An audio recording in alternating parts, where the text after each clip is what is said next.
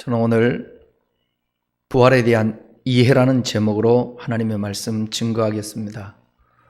왜 부활주일 날짜가 유동적인가에 대해서 여러분 한 번쯤 생각해 보셨나요? 어쩔 때는 4월 4일, 또 5일, 어쩔 때는 20일도 넘어가기도 하고, 어쩔 때는 3월 달 마지막에 있기도 하고, 부활절은 매년 3월 22일부터 4월 25일에 대부분 들어 있습니다. 이것은 춘분 다음에 첫 만월, 보름 후 첫째 주일로 지키기 때문에 그렇습니다. 이렇게 지키는 이유가 있습니다. 그 유래를 말씀드리면 초대교회 3세기 동안에는 해마다 부활절을 지켜야 할 이 날짜 때문에 계속 서로 간에 날카로운 이견들이 있고 차이가 있었습니다. 분쟁도 있었죠. 동방교회에서는 유대인들이 유월절 날을 계산하는 방법에 따라서 유월절을 음력으로 결정했습니다.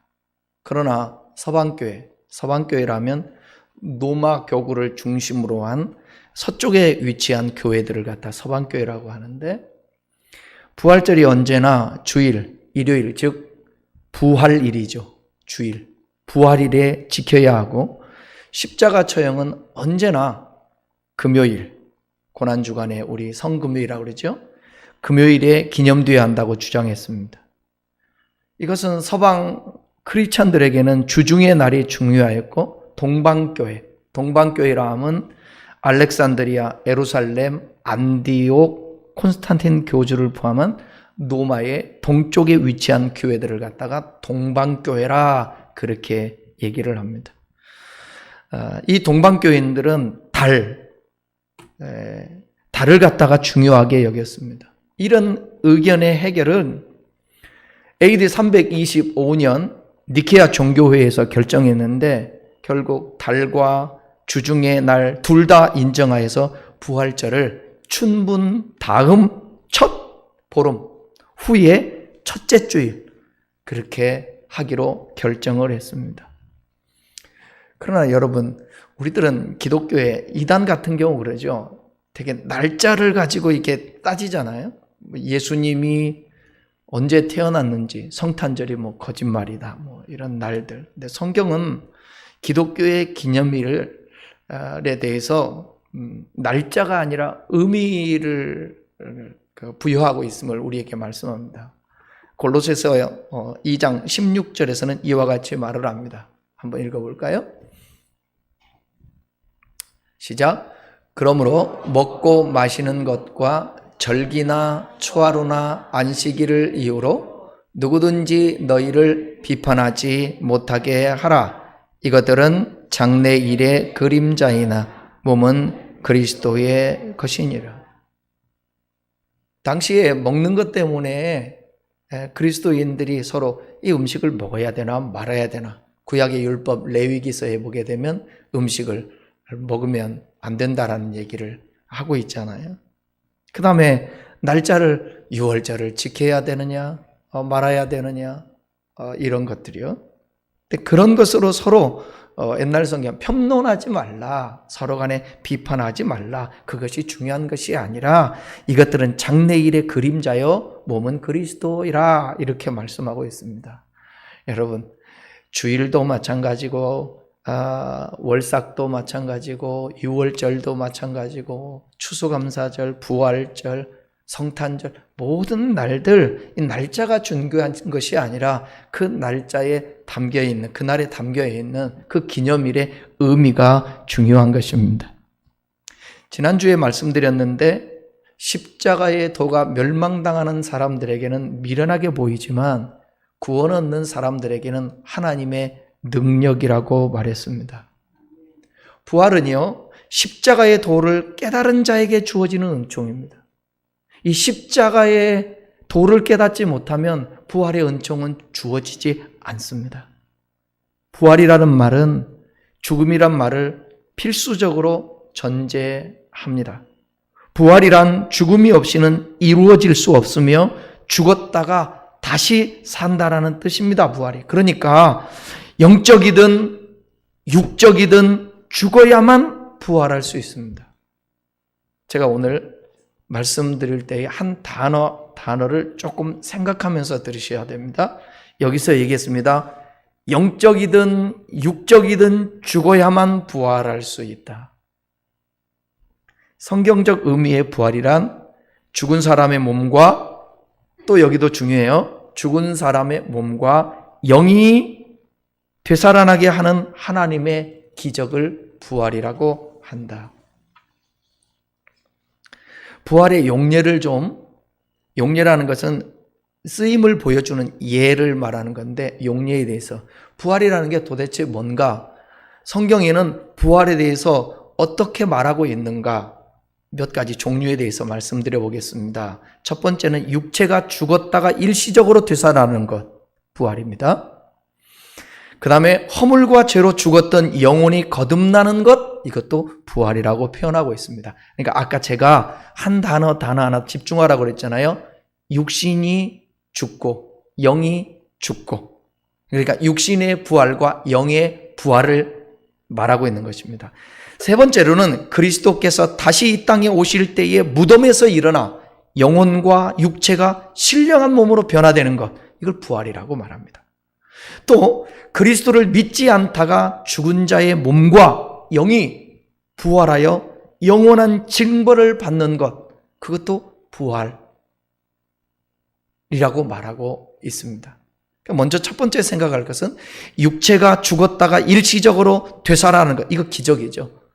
성경에서는 실제로 죽었다가 다시 살아난 사람들이 많이 보이는데, 대표적으로 구약에 보게 되면 엘리사가 수넴 여인의 죽은 아들을 살려준 기사가 나오죠.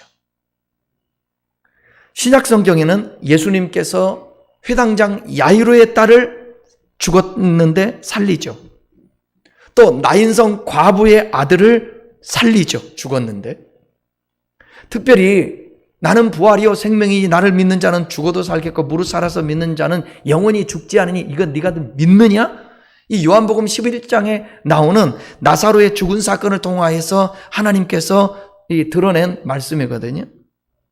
죽은 지 사흘이나 지나서 썩은 냄새나는 나사로였는데 살렸습니다. 이거 육체가 죽었다가 일시적으로 되살아나는 것을 얘기하는 거죠. 이거 부활입니다.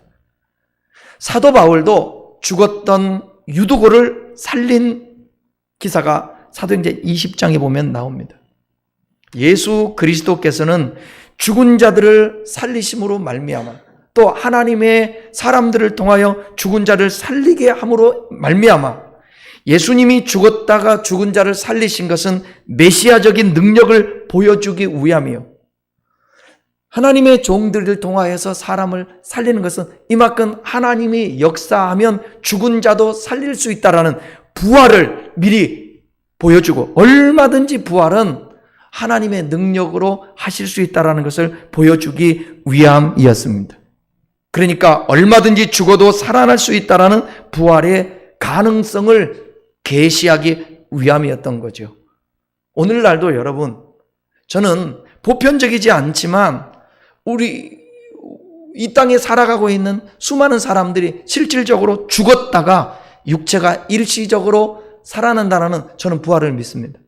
그러나 이 부활은 불완전한 거죠. 그죠? 왜냐하면 나사로가 다시 살아났지만 죽었어요? 안 죽었어요? 또 당연히 죽죠. 이걸 육체가 죽었다가 일시적으로 되살아나는 부활. 두 번째는 허물과 죄로 죽었던 영혼이 거듭난 것, 이것도 부활이라고 얘기합니다. 우리가 조금 놓치고 있는 부분이 바로 이 부분이에요.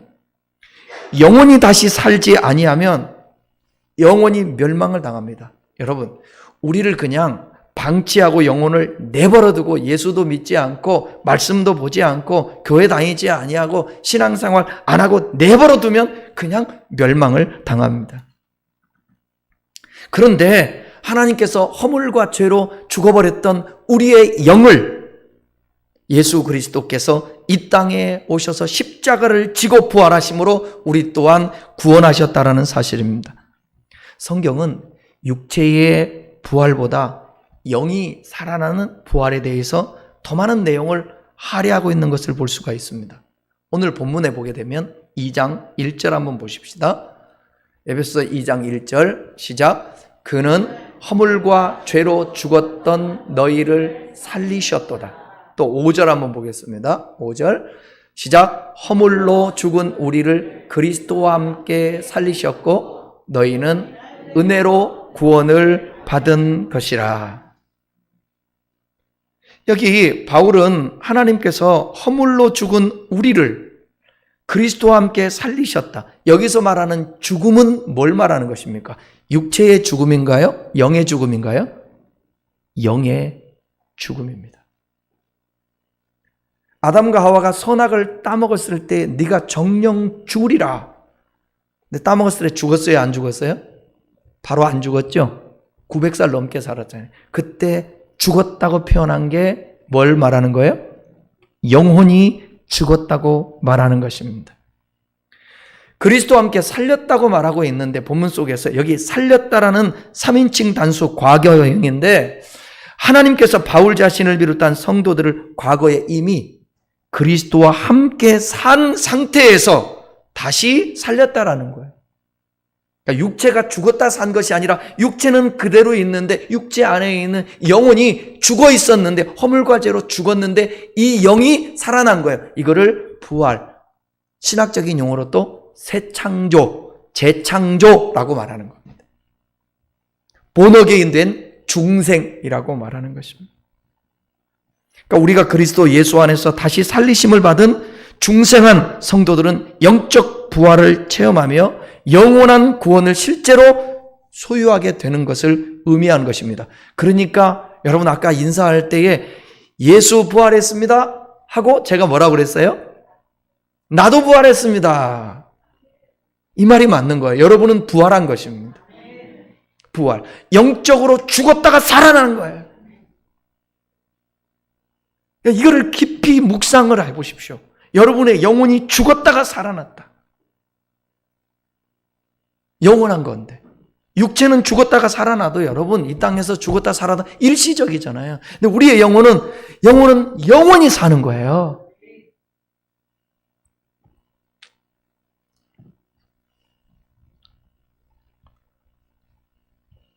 골로새서 3장 1절 말씀 한번 보겠습니다. 같이 한번 읽겠습니다. 시작. 너희가 그리스도와 함께 다시 살리심을 받았으면 위의 것을 찾으라. 사도 바울은 골로새 교회 성도들에게 편지를 쓰는데 너희가 그리스도와 함께 다시 살리심을 받았으면 이렇게 말하죠. 그리스도와 함께 살리심을 받았다라는 거예요. 영혼이 살아났다라는 거예요. 부활했다라는 얘기입니다. 육체의 죽음을 얘기하는 게 아니에요. 성도의 그리스도 안에서 성령으로 말미암아 다시 태어난 중생한 새 창조된 것을 의미하고 있습니다. 이것을 바로 뭐라고 그러냐? 영적 부활이라고 말하는 것입니다. 예수님께서 죄인된 우리를 위해 이 땅에 오셔서 십자가를 지고 지난주에 왜 십자가야 했는가? 십자가의 도에 대해서 말씀드렸잖아요. 여러분들이 이 십자가 왜 십자가여야 되는가? 십자가가 복음에 있어서 아주 매우 중요하지 않습니까? 부활은 더 중요하고. 그러니까 십자가에 대해서 잘 이해가 안 되면 지난주 설교를 다시 한번 들어보면 좋겠어요. 어쨌든 예수님은 이 땅에 오셔서 죽으시고 부활하심으로 말미암아 우리 또한 허물과 죄로 죽었던 우리를 영적으로 살게 하셨다라는 사실입니다.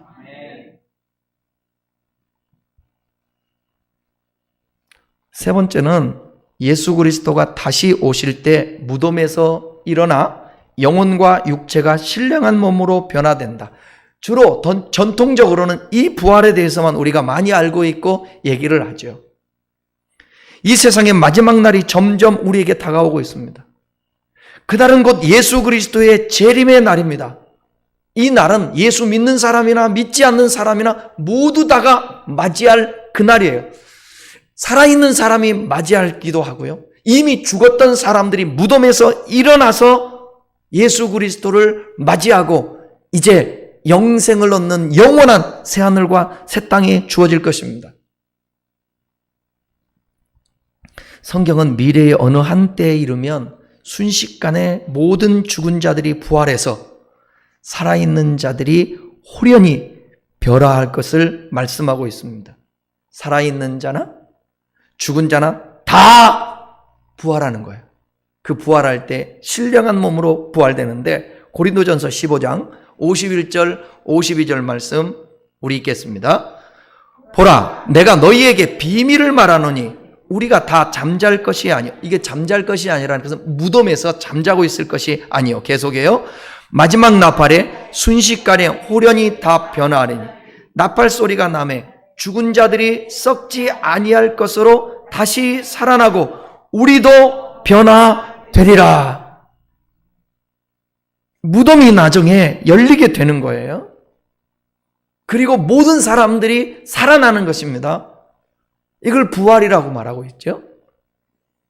고린도 교회의 성도들 중에는 예수님의 부활을 믿지 않고 도리어 부인하는 자들이 있었습니다. 오늘날 교회 다녀도 부활을 믿지 않고 교회 나오는 것, 신의 존재를 인정하면서 그냥 평안을 얻기 위해서 또 종교 하나 가지면 좋으니까 좋은 말씀 또 교회 가면 들으니까 사람들과 교제하니까 여러분, 예수님이 나를 위해서 죽었다라는 사실을 믿습니까? 예수님이 나를 위해 부활하셨다라는 사실도 믿습니까? 이거를 믿지 않고 신앙생활하면 그 사람에게는 영생이 주어질 수가 없습니다. 그런데 고린도 교회 성도들이 일부분이 이 부활을 부인했던 거예요. 그 당시 국제적인 항구 도시였던 이 고린도에는 혼합 종교의 분위기가 있었습니다. 특히 죽음과 이후에 대한 다양한 이론들이 있었어요. 플라톤 철학의 영향을 받은 자들은 죽음을 통해 영혼이 몸에서 분리된다 믿었습니다. 에피쿠루스 학파 추종자들은 죽음을 통해 인간의 존재는 완전히 끝나버린다. 죽어버리면 끝나버린다. 영혼 멸절을 얘기하는 거죠. 또 신비적인 종교를 믿는 자들은 신과 연합하여 이 세상에서는 행복한 삶을 살고 죽은 후에는 영혼을 통해 계속적으로 살 수 있다고 그렇게 믿었습니다. 그런데 일반적으로 헬라인들은 육체를 영혼의 감옥으로 이해하고 있었습니다. 그 당시의 사상이죠. 헬라 사상에 육체를 영혼의 감옥으로 이해하고 있었습니다. 그러니까 사람이 죽으면 용도 폐기되고 영혼만 계속 존재한다 이렇게 믿었던 거예요. 그래서 헬라인들은 육신이란 더러운 장막이며 해방된 영혼이 육신 속으로 재수감돼서는 안 된다 그렇게 생각을 했습니다. 그래서 영지주의가 나오기도 하잖아요. 영은 좋은 건데 육은 이건 아무것도 아니다. 썩어질 것이고 아무것도 아니다. 그런데 성경은 이 육체를 살린다라는 거예요. 그래서 신령한 몸으로 완전하게.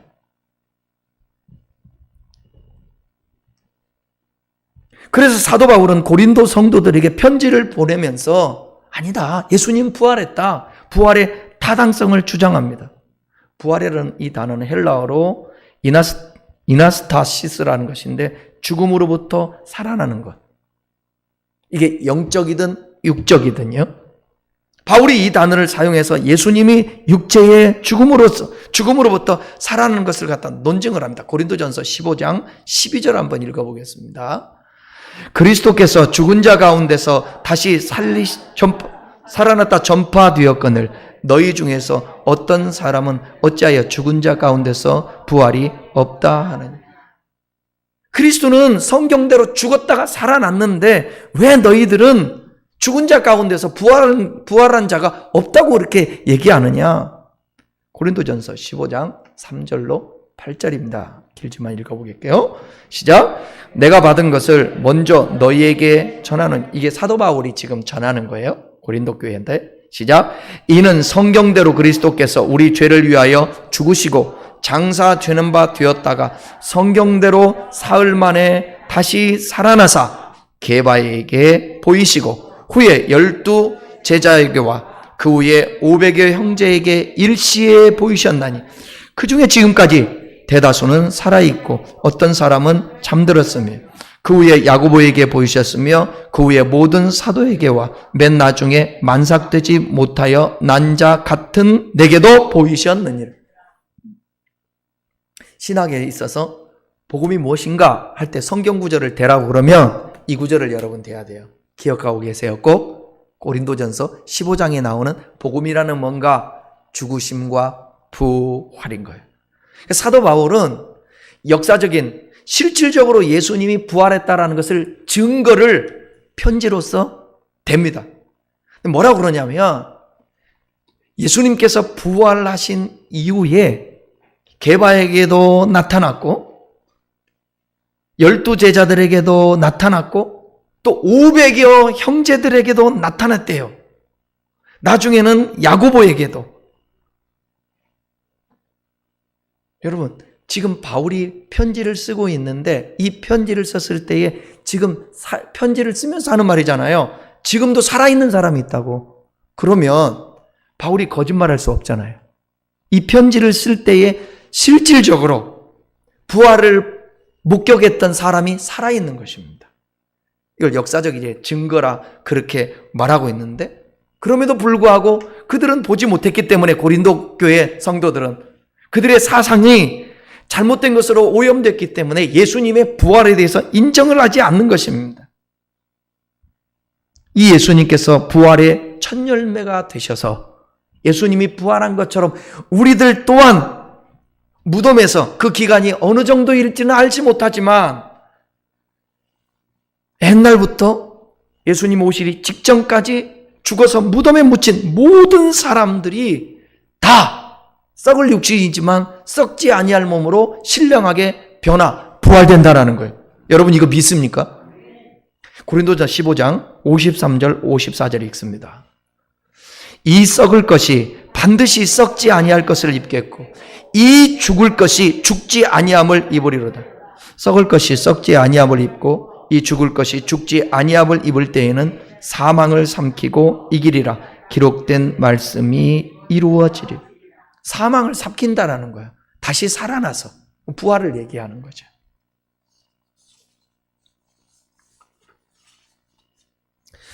다음은 그리스도를 믿지 않다가 죽은 자의 몸과 영이 부활하여 영원한 징벌을 받을 것이라고도 했습니다.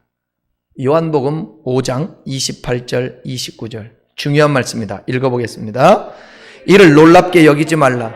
무덤 속에 있는 자가 다 그 음성을 들을 때가 오나니 선한 일을 행한 자는 생명의 부활로 악한 일을 행한 자는 심판의 부활로 나오리라. 하나님을 알지 못하는 자들이나 알면서도 그의 구원 사역을 믿지 않는 자들, 자신들이 전혀 예견조차 못했던 끔찍한 심판에 이를 갈며 울게 될 그날이 있다라는 거예요. 부활이 있는데 여러분, 선한 일을 행한 자는 생명의 부활, 악한 일을 행한 자는 심판의 부활. 여기에서 행위 자체를 말하는 거 아니에요? 먼저 전제되는 게 뭐냐? 예수 그리스도의 죽으심과 예수 그리스도의 부활, 예수님과 함께 죽고 함께 살아난 그 자들, 이걸 믿는 사람들은 당연히 선하게 살 수밖에 없죠. 그래, 이 사람들은 어떤 부활이냐? 생명의 부활로 가는 거예요. 그러나 악을 행한 사람들, 악을 행하는 게 뭐예요? 예수 믿지 않는 사람들이에요. 자기의 의로움을 믿고 교만한 사람들입니다. 이런 사람들은 심판의 부활로 나간다라는 거예요. 여러분, 이것이 믿어져야 돼요. 이것이 믿어지는 사람은 오늘 선한 삶을 살 수밖에 없어요. 선한 삶을 살 수밖에 없다고요. 정말 끔찍한 일입니다. 이거 끔찍한 일. 우리 큰나무 교우들은 비록 육신의 옷을 입고 이 땅에 사는 날 동안에 영혼은 구원받았지만 육의 한계가 있고 하나님의 섭리가 있어서 병들 수도 있고 고난 가운데 힘겹게 이 세상에서 살아갈 수도 있습니다. 그러나 분명한 것은 선한 싸움을 싸워야 합니다. 그리고 믿음으로 살아내야 합니다. 마지막까지 달려갈 길을 우리는 힘을 다해서 달려가야 합니다. 그럴 때에 저와 여러분들에게 영혼육의 부활의 영광이 있다라는 것이에요. 그렇다면 부활을 믿는 자들은 첫째로는 사람이 영적으로 변화될 수 있다는 사실을 믿어야 돼요. 여러분 혹시 누군가가 구원받기를 원하고 변화되기를 기대하고 있습니까? 그 사람 하나님이 부활시킬 수 있습니다. 영혼을 반드시 부활시킬 수 있어요. 왜냐하면 저와 여러분도 부활시켰잖아요. 영적으로 중생케 했잖아요. 나를 새 창조했잖아요. 나는 아무리 생각해도 기가 막힌 것 같아. 어쩌다가 예수 그리스도를 내가 믿게 되었을까? 주님의 부르심에 초청해요. 전하는 자가 없이 누가 들으리요? 근데 저에게 전해준 복음이 있었어요. 그 복음을 듣고 교회 갔다가 예수님을 만난 거예요. 그리고 나서 변화됐어요. 저는 정말 예수 믿고 변화됐습니다. 저는 계속해서 변화되고 있습니다. 이것을 이제 중생 이후에 칭함을 받고 우리가 의롭다 칭함을 받은 후에 성화라는 그런 신학적인 용어도 쓰죠. 저는 변화되고 있어요. 거룩해지고 있어요. 주님 닮아가려고 몸부림치고 있어요. 반드시 여러분들 나는 왜 이거밖에 되지 않을까? 아니요. 부활시키는 주님 더 의지하고 그 은총을 사모하고 간절히 주님께 붙어 있으면 여러분 변합니다. 반드시 변합니다. 그 부활시키시는 그 주님을 묵상하십시오. 그래야 변화됩니다. 묵상하면요, 자기를 되돌아보면 변화될 확률이 되게 큽니다. 근데 묵상할 시간도 조차 없고 자기를 돌아보지도 않고 왜 그래? 남의 눈에 있는 들본을 보면서 남의 눈에 있는 티는 보면서 자기 눈에 있는 들본은 못 봐. 여러분 누군가가 여러분이 말하고 있는 것을 듣고 있다는 사실을 아십니까? 누군가가 여러분들이 말하고 있는 것을 뒤에서 평가하고 있다는 사실을 아세요? 아니, 사람을 떠나서 하나님이 보고 계시다라는 사실을 여러분 아세요? 묵상을 해야 합니다. 자기 자신을 한번 하루의 삶을 있잖아요. 놓고 자기 자신을 합니다. 제 경험해 보면 어떻게 하면 변할까요? 예? 고난입니다. 사람이 고난을 당하면 변합니다. 당해보면 아프네? 내가 왜 저 사람에게 저랬을까? 저 사람도 많이 아팠겠다. 고난 당해보고 내가 왜 이렇게 교만했을까? 나는 내 힘으로 다 잘 살 줄 알고 돈 문제 없이 살 줄 알았는데 나는 건강할 줄 알았는데 사람들 판단하고 내가 그랬는데 변하는 거예요. 변하는 거예요. 아파보면 아픈 사람을 이해해요. 내가 어려워보면 어려운 사람들을 이해해요. 어느 순간인가 정신적으로 이해가지 않는 삶의 태도를 보면서 제가 참 교만했던 것 같아요. 왜 저럴까 하면서 속상해하고. 근데 살아가면서 보니까 나도 때로는 정신적인 고통을 당하고 그랬을 때 되돌아보니까 사람들은 얼마든지 그럴 수 있다. 고난당해보면 이해가 가고 묵상해보면 이해가 가는 거예요. 그러니까 항상 남을 지적하고 판단하고 이게 그런 자리에 있지 마시고 예수님 앞에서 늘 자신을 바라보면서 나 같은 죄인이 거듭나 하나님의 자녀가 된 것 천만만 은혜이니 이 부활의 은총을 입은 내가 다른 사람에게도 복음을 전해서 저 사람도 부활할 수 있다는 것을 희망을 가질 수 있기를 바랍니다. 나는 여러분들의 가족을 위해서 간절히 기도해야 된다고 믿어요. 그리고 가족을 위해서 모범적인 삶의 태도를 보이십시오. 절대로 관계 깨트리지 말고 관계 깨지지 않으면서 자녀들을 훈육하고 양육하고 인도하려면 얼마나 많은 큰 영성이 있어야 되겠습니까? 저는 우리 아들과의 관계 속에서 제일 1순위로 두는 게 뭐냐? 말 그대로 관계. 아버지를 향해서 벽을 쌓아버리면 안 되거든요. 잘잘못을 떠나서 대화할 수 있을 만큼의 여러분도 마찬가지예요.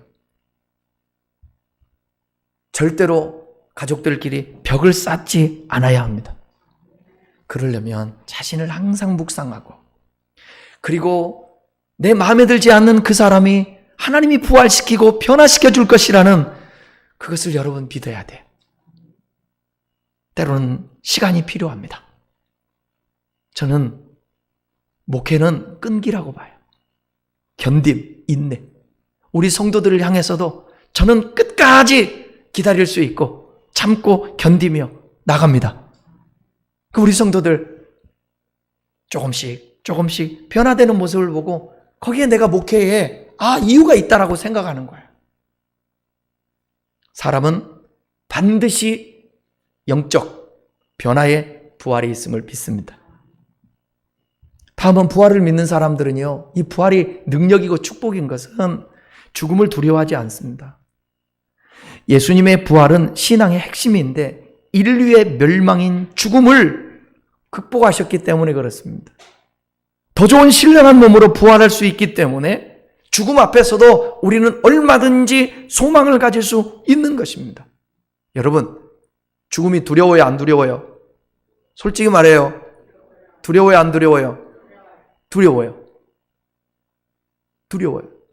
그럼 뭐냐면 이 죽음이라는 것이 내 안에서 부활보다 더 크게 차지하고 있기 때문에 그래요. 그럼 이제부터는 계속 묵상하는 거예요. 말씀으로 무장하는 것입니다. 죽어도 산다.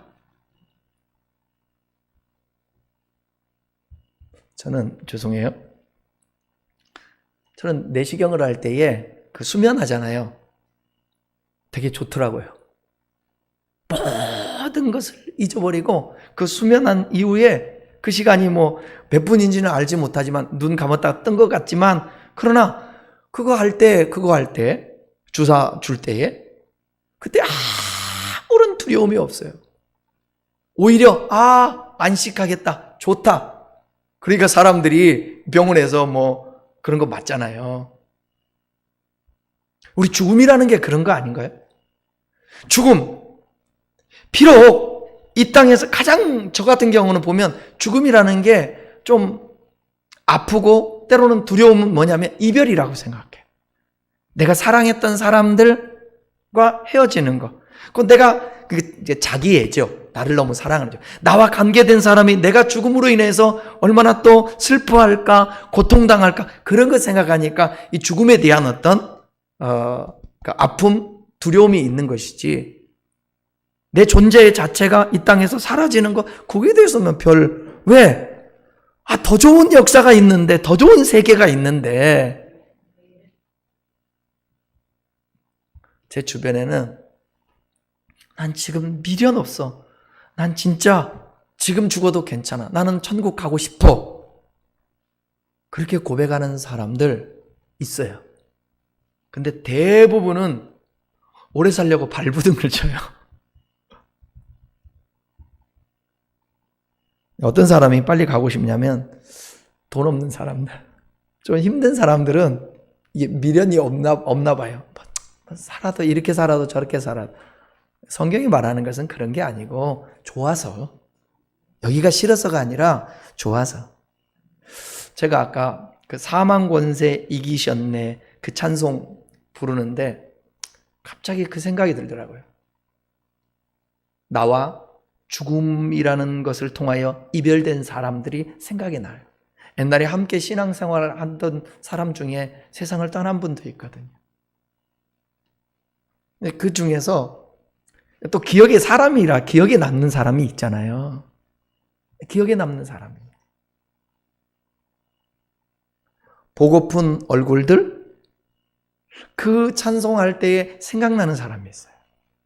성도들 중에. 근데 그 찬양 부르는데 만날 거야. 환하고 밝은 얼굴이 떠올라요. 우리 어머니 아버지도 생각이 나는데 만날 거야.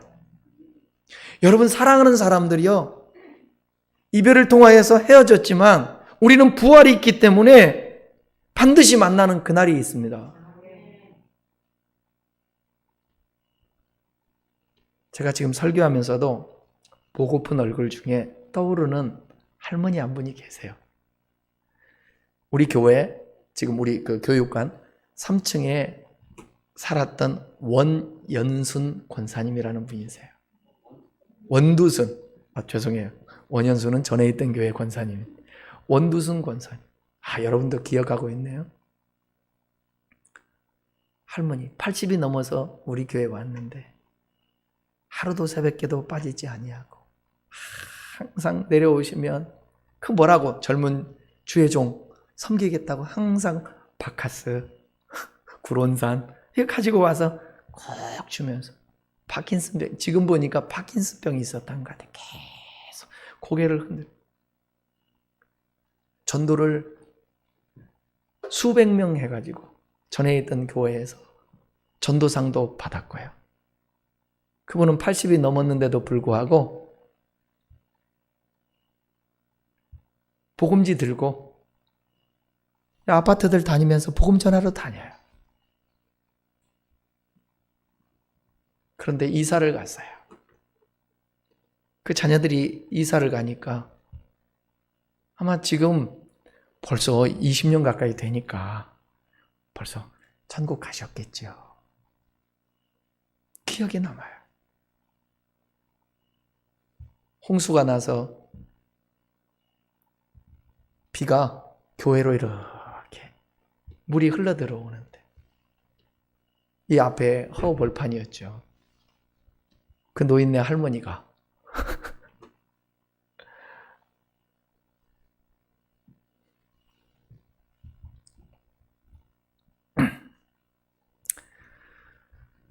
바지를 찢겨 세우면서 몸을 구부리고 그 노인네가 같이 물을 푸고 그 다음에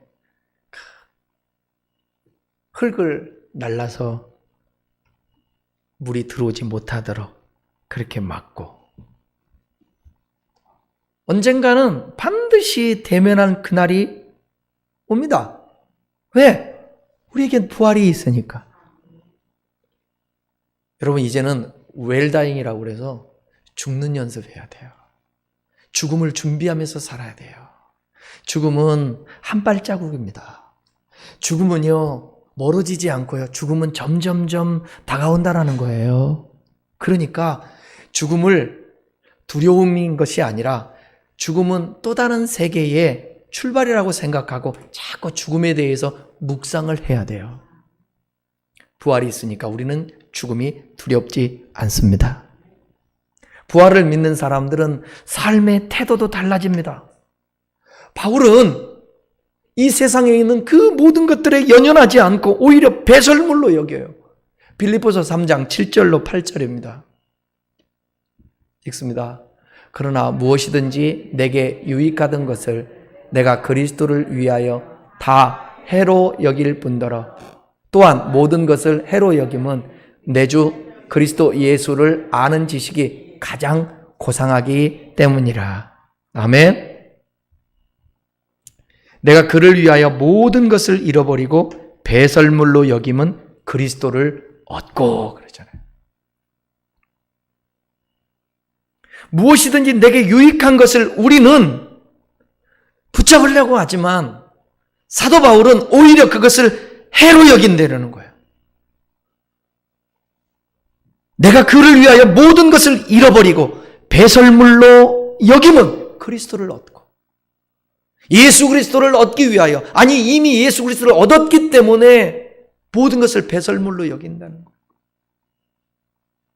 이 말씀이 진리의 하나님의 말씀이고 사도 바울이 하나님의 종으로서 주님 앞에 인정받은 삶을 살았다고 믿는다면 우리 또한 배설물로 여긴 것을 움켜잡으려고 하지 말고 오히려 해로 여기고 그리스도를 얻기 위하여 자꾸 내려놓고 포기하는 훈련할 수 있기를 축원합니다. 너무 움켜잡지 마십시오. 그 다음에는 부활을 믿는 사람들은 자족하며 삽니다. 빌립보서 4장 11절로 13절에 있는 말씀입니다. 내가 궁핍함으로 말하는 것이 아니니라. 어떠한 형편에든지 나는 자족하기를 배워. 여기까지 잠깐만. 여러분은 제가 도전해 보겠습니다. 어떤 형편에든지 자족하십니까? 잘 안 되잖아요.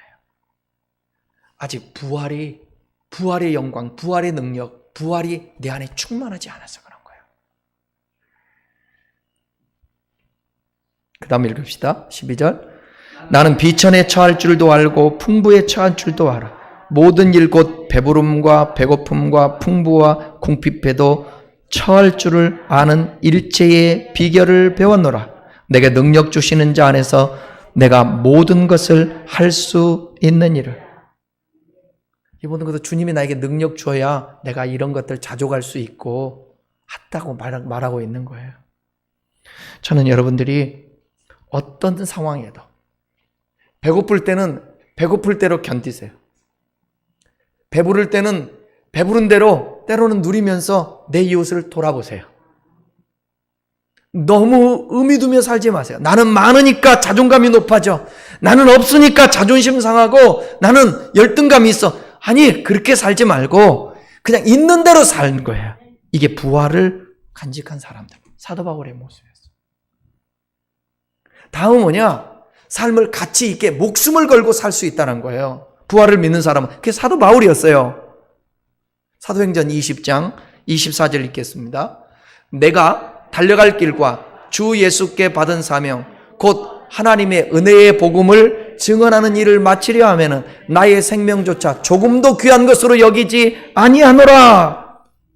주님께 받은 사명, 내가 왜 이 땅에서 살아야 될 것인가, 주님께 부여받은 삶의 목적을 위하여서 그는 생명까지도 아끼지 않았다라는 거예요. 생명 걸고. 다음은 부활을 믿는 사람들은 주의 일에 힘쓰는 근거가 됩니다. 고린도전서 15장 58절입니다. 그러므로 내 사랑하는 형제들아 견실하며 흔들리지 말고 항상 주의 일을 더욱 힘쓰는 자들이 되라. 이는 너희 수고가 주 안에서 헛되지 않을 줄을 알미니라. 고린도전서 15장이 부활장이잖아요. 부활에 대해서 설명을 쭉 해놓고 이 말씀하는 거예요. 그러므로 내 사랑하는 고린도 교회 성도들아 너희는 견실하며 흔들리지 말고 항상 주의 일에 힘쓰는 자들이 되라. 여러분, 주의 일에 힘쓰는 자들이 되기 바랍니다. 뭐가 주의 일인지를 생각해야 돼요. 교회 일도 주의 일, 세상에 나에게 주어진 삶의 현장에서 살아내는 것도 주의 일. 이 코로나를 통해서 혹시 여러분 마음속에 신앙생활에 게으름이 있다, 자꾸 합리화시켜지면서 옛날 같지 않다, 나태한지 내가 게으른지 점검해 봐야 합니다. 주님은 어쩌면 그것을 우리에게 테스트하고 있는지도 몰라요.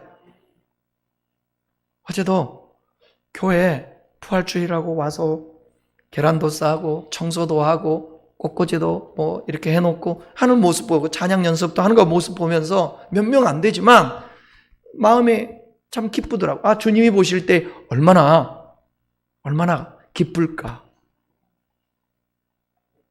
저는 공부하고 그 다음에 설교 준비를 하고 기도하고 그 외에는 내 몸을 자꾸 움직이려고 해요.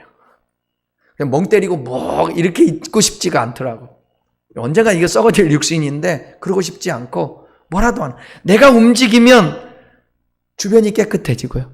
내가 움직이면 주변이 아름다워져요. 아멘. 네. 이따 가실 때 목사님이 할 일 없어갖고 맨날 화초만 갖다 놓는다 뭐 그렇게 생각하지 마시고, 화분 하나 산 거 없어요. 화분 다 화분 만들어서 주워다가 다 심은 거예요. 나무 갖다가. 그러니까 한번 구경 한번 해보고 가세요.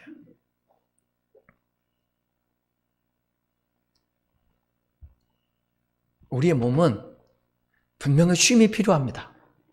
그런데 이 몸을 너무 아끼면 아낄수록 이 몸에 병이 생겨요. 주의 일에 힘씁시다. 내 주변에 있는 사람들에게도 예수 믿는 하나님의 사람으로서 좀 신경 써주고 힘써주는 것입니다. 결론입니다.